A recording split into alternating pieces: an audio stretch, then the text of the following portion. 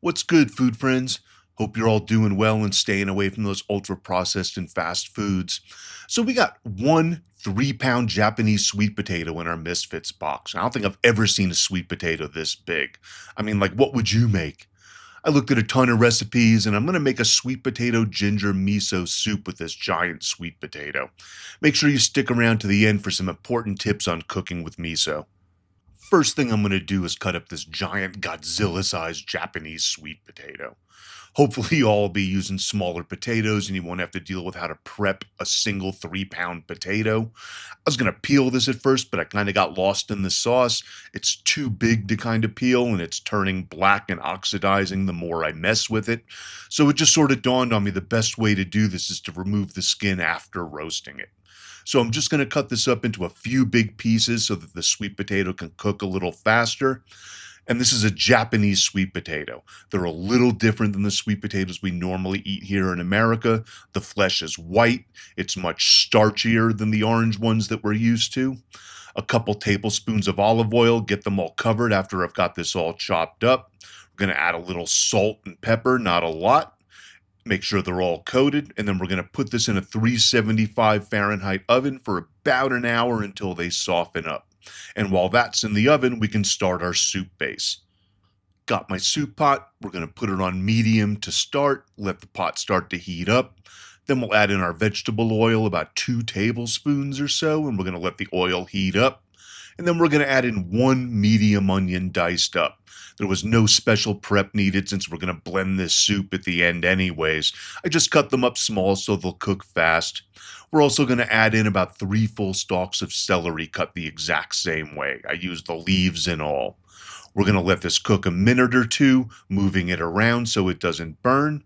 And then we're going to add in some chicken soup base or powder. I added in 1 heaping teaspoon. We're not going to add salt or pepper here since the miso and chicken base will add enough salt for our soup by the end. After a couple more minutes of sauteing and moving this around, we're going to add in 5 crushed garlic cloves. All I did was smash them flat, didn't chop them up, no special prep at all. Also going to add in diced up about 2 inches of fresh ginger. This is about 3 tablespoons worth or so. And again, I just minced it up sort of small. There wasn't anything special because we're going to blend this all up in the end anyways. Now we're going to keep sauteing this mix for about 10 minutes, stirring it every minute or so. We don't want it to burn or brown.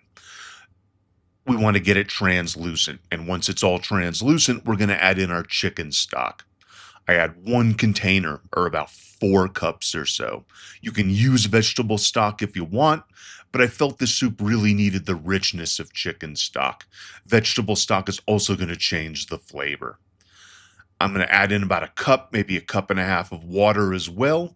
And then we're going to get this back up to heat and let it slow simmer covered for about an hour while the potatoes roast. And remember, when your pot's covered, it's going to get hotter, so you're probably going to want to turn the heat down just a little bit. Once our potatoes are fork tender like this, we can take them out of the oven and let them cool on the side. We're going to set them aside for about 15, maybe 20 minutes. It's going to let them keep cooking just a little bit and then start to cool down. It's also going to let the steam lift the peels right from the potato flesh and makes the peels slide right off. And meanwhile, our soup base is still simmering and getting ready. And now that these peels are coming off, we're just going to remove them all and add the sweet potato to the soup. If you get a little bit of peel in there, don't worry about it. We just don't want to add all the peel or any large pieces. Now that we have our potatoes in the soup pot, we want to turn the heat back up a little bit and let these simmer in the stock for about 10 minutes. You can break up the chunks a little with your spoon if you want. This is all going to get blended eventually, so it's all going to get broken down. So, like I said, we want to let this simmer for maybe 10, 15 more minutes with the potatoes in there. And then we're going to turn off the heat and we're going to finish the soup. And it's very important you turn off the heat at this point. I'm going to use my potato masher just to start this. You can use a big fork. You don't even have to do this. It can go right into the blender or a blending wand here. I just feel that smashing kind of helps with this, gives it a head start. And now that it's broken down, I'm going to blend this whole soup till it's nice and smooth. You can use a food processor, like I said, a blender, or a wand blender, like I'm doing here. And you're going to keep going till the soup is 100% smooth. Give it a good stir. Make sure you're getting all the chunks up off the bottom and the edges and that it's all blended. Once it's totally smooth and blended, we're going to add in something creamy. I'm using a little over a cup of coconut milk. It's not enough to add coconut flavor, but it's going to add a level of richness this soup needs. You can use a cup of milk, a cup of cream, half and half, unflavored soy milk, whatever you need. You just don't want to add any flavor. You're adding texture here. And you're just going to mix and blend this up more so that it's all smooth and incorporated.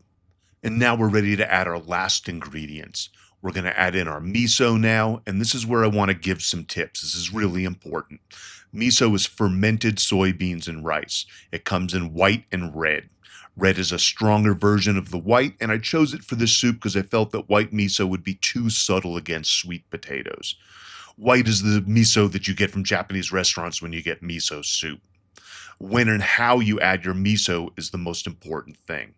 You cannot add miso to anything that is boiling, and nor can you bring miso to a boil.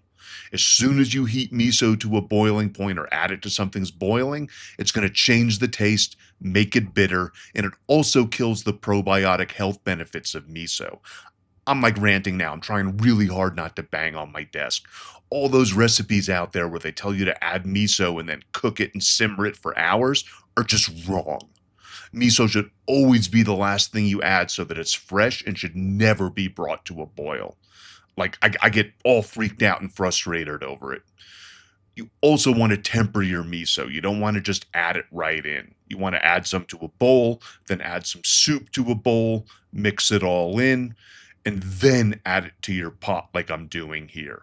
I used about 4 tablespoons of red miso for this 3-pound recipe. And now all it needs is a little acid. You can use a tablespoon or 2 of rice wine vinegar if you have it. I was out. I literally just used the last of it the other day, so I just squeezed in half a lemon. I don't want to add the flavor of lemon, so I didn't add too much. It just needs a little bit of acid to balance it all out. And now we have our Japanese sweet potato ginger miso soup. And this was all made from that giant 3-pound sweet potato. I'm going to add some green onions to garnish. It pairs perfectly with all the ingredients in this simple, comforting, and flavorful soup. Look how rich and smooth it looks. A perfectly balanced sweet and savory soup from one giant sweet potato. Thank you all a ton for joining me here today. I hope you enjoyed the recipe and the experiment with the giant sweet potato. Here's some more recipes I know you're going to love. Please like, comment, subscribe, share my videos. It all helps get my recipes out in front of more people and helps the channel grow. Keep eating healthier one meal at a time and keep being awesome, everyone. Peace.